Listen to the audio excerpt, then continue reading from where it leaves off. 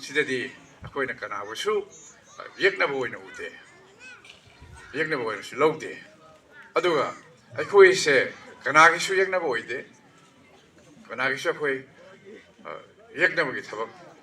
me and the gay quit of Saturday, Kanagi by up the show. Adu, I quit the walk from Wakala delay. Him in the sea, Hivadumba, him in never give Pumado to wear a pushing, land to wear a pushing a door, Madudi, him in never get Bumba Pangalna. Take the Gadavini have said, Massimo Shabbayam saying a lay. Massimadanga, I live gave Sing Marie Wafunga Tamzage. Masih tamjari mang dari wahong kerap pondok sage. Himinasi habise masih thak kudimakta koi mieba kunai na hingi ba thak kudimakta imung amadagi hauraga magi yumlon karo naba lekai kun dagi hena saphalak pada magi full drive mayam adagi hena saurak pun tamdadi magi lepak ki adumba apun ba mayam magi full mayam magi apun ba adumba pun siro la tuda himinasi habise loina ma pong kudimak mathok tai lepak amagi manum khaktar na tana lepak amaga yumlon na lepak singa adu yemok malay with half tasu lepak mayam se himinari mayam se himina bai se masi khwai da ki muru wafam ne miyo bai ba adu ba me bazati se malayam lepak se malayam se sta tung goina posi nung sang na hingu dar boy de himina natana to palabi leite habisu malayam with half te masi mayam no yana wafam ne adu Masih ya nara wafam oina khangna ngasi phawa akoi malaysia leiba lepak khuding mak ase himina mangam ama amga lan song nei lan taw nei hanei su nei adumai tawdana ngasi manipur lepak ta su himina ba wakhlo sesta kuina sangna lera mutungda handak himina bagi yufum ase thugairakpa aduma phim khar thore mutam sangna khangnarakpa tinarakpa aduma Kuki lo singma ngantani Almakoy marakta king asi naha weru Kuki kulai pai basi awale PAKTAKNANA kona sang pasing aduna kulai pai ba do Kuki mas Myanmar masa Kuki singna akoi la tare himino film thuare almasi akoi myam khamina gadawti Meitei the lan tare Kuki adu kulai pai Kuki singa do makoi to sabto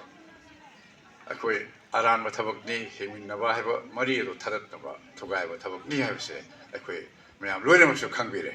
adu webdi adu ba aran mathabak to karmai chok thokani masi ahan ba thodang di India government le adu India government da uthabak ado madung sibok tarokte thama pun hele akoi ngasi ran sina maram oraga hanasuna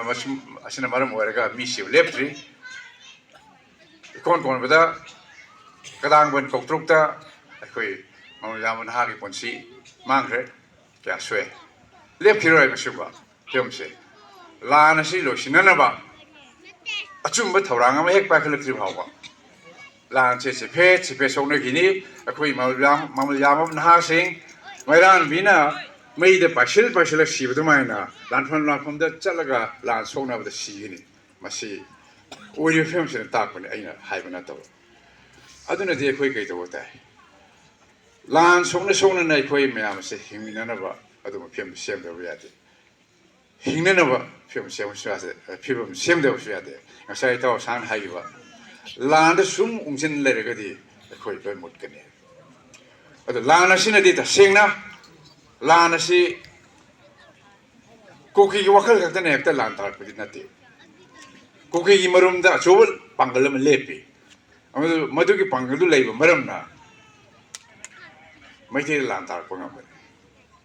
Adu Kuki Marum Lepi Pangaldo Maduna Marum Chumna Maril Laina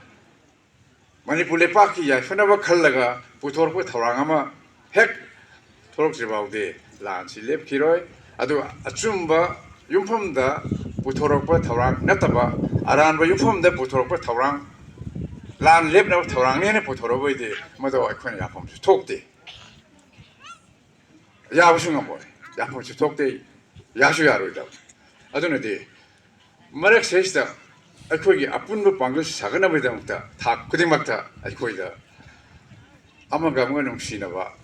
amaga amaga wakal taminaba amaga amaga mapan tangnana hingminaba chaphatminaba gi wakal lon hingmina si habese akoi mun